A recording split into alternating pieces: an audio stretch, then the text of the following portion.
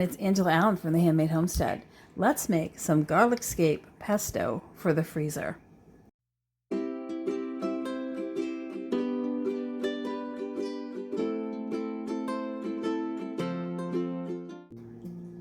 Now garlic scapes grow from the top of hard neck garlic.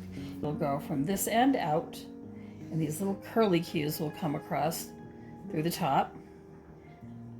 And this will eventually form a flower head on the top of the garlic. But it takes away energy from the garlic to make a good bulb. Excuse me, my bull mastiff is laying on the floor and he snorts like a dragon. So if you hear that in the background, I promise it is not me. All right, so we're gonna chop these up. We're gonna get them in the food processor over there, along with some nuts, some olive oil, and some lemon juice, and a little bit of other herbs for flavor, a little bit of salt, and a little bit of pepper. And then in the freezer they'll go. I do use a plastic freezer container. I reuse them every year. I know how people feel about plastics, but I don't heat the plastic up. I only use it to freeze the pesto. I do reuse them every year, like I said, just to prevent waste. But they are one of the few things that keep the garlic smell from invading my entire freezer. So I do like them, but if you are not comfortable using those, you could use a glass bottle. You do run the risk of those breaking. Make sure you underfill them if you use glass bottles. And sometimes I do use them, but if I have plastic ones left over or empty, I am definitely going to use those for the garlic pesto at least. So here we go. I'm going to chop these up, get them in the food processor with the nuts, and chop them up first. All right, now garlic pesto is every bit as strong a flavor as you're thinking garlic pesto would be. You can use any kind of nuts that you want. I'm actually using mixed nuts right here, but you can use anything. You could use walnuts, you can use pine nuts, which are traditional, or you can use almonds. I'm using mixed nuts. I really like the flavors of those, and that happens to be what I have. They are also already salted, so I'm not going to add any additional salt. Let's get this chopped up fine. Now, like I said a minute ago, garlic pesto is every bit as strongly flavored as you think. So I'm actually going to add some more greens to that. Now these happen to be turnip greens. I picked them, washed them, cleaned them, took all the stems off, because most of them I'll use for cooking something. And turnip greens do have a strong flavor, that strong broccoli flavor. But the thing is, the garlic pesto is so strong, you're not going to notice it. And I just want to mellow it out a little bit, and this will do the trick for me. Some of the liquid from some garbanzo beans, and I'm going to add some of those garbanzo beans, chickpeas. I'm going to add some of those as well. It's just from canned.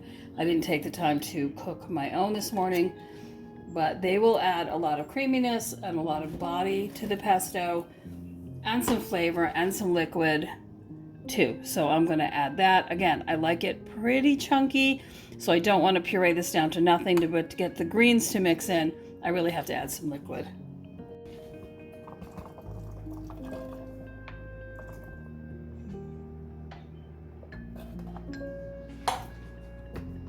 And I'm going to taste that for flavor, just a little bit.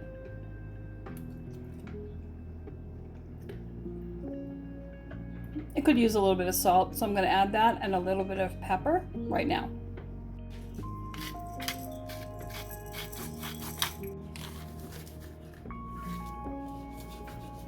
Last but never least in pesto, cheese. I'm going to grate in.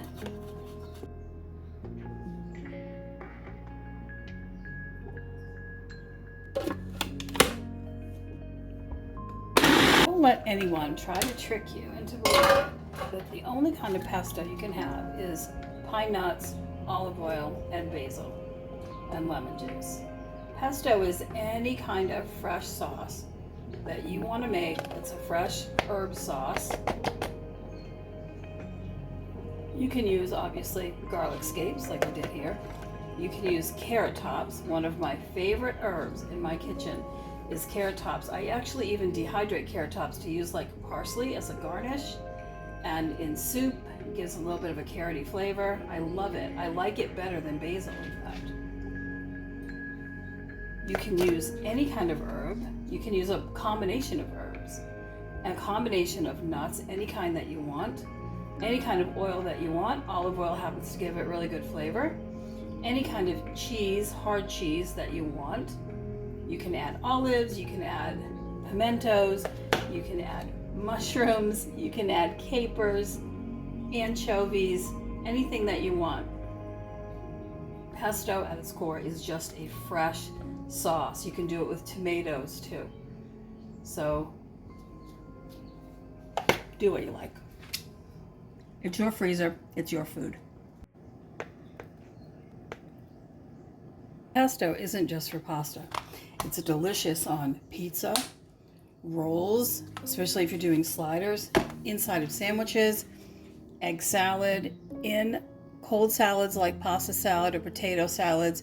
It's delicious on roasted potatoes, any kind of roasted vegetables. You can use it as a sauce, or you can mix it on the potatoes before you cook them. It's really good to marinate chicken. It's great to top fish. Really, the sky's the limit when it comes to pesto. And again, I said this is garlic pesto, but I will also make carrot top pesto, basil pesto, and mixed herb pesto. Get that all stashed in my freezer for the winter until next spring and summer when I can make more. So again, this is garlic and turnip greens, and you do what you have ready in your garden, and let me know down below what you used for your pesto or what your favorite kind of pesto is. I'm always looking for new ideas, and I will see you next time. Take care.